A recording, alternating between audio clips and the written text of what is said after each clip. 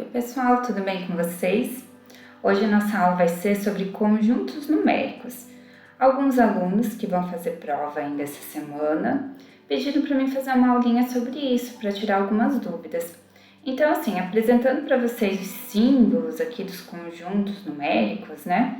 Eu tenho aqui o Z, que é correspondente ao símbolo dos inteiros, o N, que é o símbolo dos números naturais, do conjunto dos números naturais, o Q é o símbolo do conjunto dos números racionais e o I é o símbolo do conjunto dos números irracionais.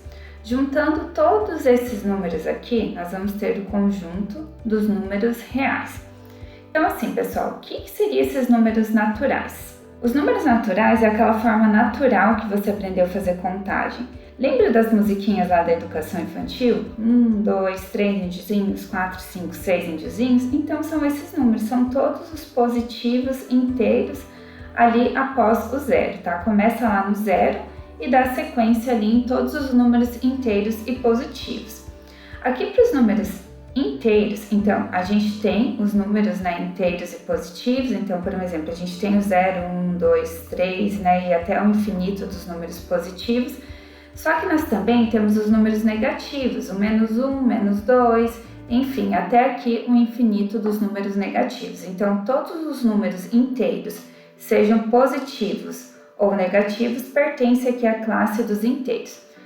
Já nos racionais, então, está presente dentro dos racionais os naturais, aqui dentro dos racionais também está presente os inteiros e, além disso, a gente acrescenta os decimais exatos, por um exemplo, 2,3, 10,5 e as dízimas periódicas, por um exemplo, 0,666, né? Todos os números aí que dá uma sequência infinita de repetição pertencem a esse conjunto dos racionais.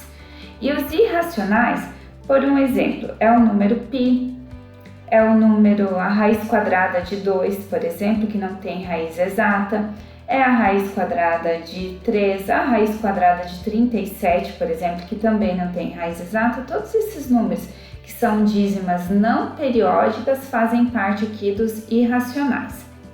Aqui eu coloquei o diagrama de Venn para vocês visualizarem. Então, os naturais está dentro aqui dos inteiros, então a parte em azul aqui é do conjunto dos inteiros e os naturais fica dentro. Essa parte em laranja aqui é do conjunto dos racionais. Os naturais e os inteiros estão dentro dos racionais. Então, se você classifica lá um número como natural, automaticamente ele já faz parte dos inteiros e dos racionais. Se você classifica lá um número como inteiro, automaticamente ele já faz parte dos racionais. Então, assim, ou o número vai ser racional ou irracional. Não tem como ele fazer parte dos dois conjuntos ao mesmo tempo. Ou ele vai ser um Corinthians, ou ele vai ser Palmeiras. Não tem como ele ser as duas coisas ao mesmo tempo. Vamos classificar então esse número que aparece aqui na tela de vocês? 0,121212. Escrevendo nessa notação, né, você tem uma dízima periódica. Então, escrevendo aqui 0,12 com risquinho em cima do 12, porque os números que estão se repetindo é o 1 e o 2, você tem aqui uma dízima periódica. Dízima periódica não é um número natural, então não faz parte aqui desse grupo. Não é também um número inteiro e não é um número irracional. Por quê? Porque tem uma sequência, você consegue prever quais as próximas casas decimais. Se você precisasse preencher aqui, sei lá, 1000, né, casas depois da vírgula, você ia preenchendo com 1, 2, 1, 2, 1, 2. Você consegue prever. Então, esse número aí faz parte aqui dos números racionais. 5 nonos. Esse número não é natural. Se você for lá fazer 5 dividido por 9, não vai dar um número inteiro positivo. Ele também não vai ser um número inteiro. Se você dividir 5 por 9, não vai dar um resultado, um número inteiro.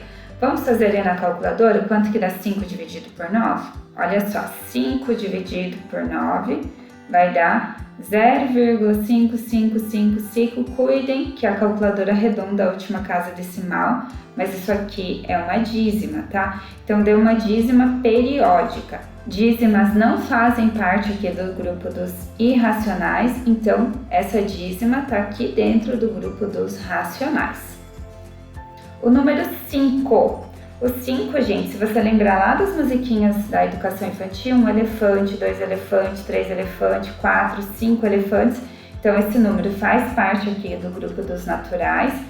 Se é natural, automaticamente também ele é um número inteiro e automaticamente ele faz parte aqui do grupo dos racionais. Então, ele pertence a esses 3 conjuntos. Ele não faz parte do grupo dos irracionais porque não trata-se de uma dízima não periódica. Esse menos 1555. Números negativos não fazem parte do grupo dos números naturais. Faz parte aqui, é um número inteiro, né, negativo, faz parte aqui do grupo dos inteiros. Se faz parte dos inteiros, automaticamente faz parte dos racionais. Se faz parte dos racionais, impossível fazer parte dos irracionais. Ou é uma coisa ou é outra. Analisando esse número aí, 0,3242424, já consigo prever aqui que eu poderia preencher com 24, 24, infinitamente 24. Então, escrevendo nessa notação, isso é uma dízima composta, porque tem esse 3 aqui que está fixo, e depois começa a sequência do 2 e do 4. Dízimas não são números naturais, não são números inteiros, são números racionais, faz aqui parte do grupo dos racionais. Se é racional, automaticamente não é irracional. E a raiz de 49? Quando você pegar uma raiz e precisar analisar, você vai fazer o seguinte, você vai analisar o resultado. Se for uma raiz exata, beleza. Então, 7, por exemplo, a raiz quadrada de 49 é 7. Faz parte do grupo dos naturais, faz parte do grupo dos inteiros e faz parte do grupo dos racionais. Automaticamente não pertence aqui ao conjunto dos irracionais. Raízes exatas, então, são números racionais, né? Tem como uma resposta um número natural, inteiro e racional. Só que se você pegar uma raiz dessa, por exemplo, a raiz quadrada de 12 não tem raiz exata. Se você quiser mensurar, né, quanto que vale a raiz quadrada de 12, antes do 12 você tem o 11, a raiz de 11 não tem raiz exata. Antes do 11 você tem o 10 também não tem raiz exata. E antes do 10 você tem o 9, a raiz quadrada de 9 é 3, né?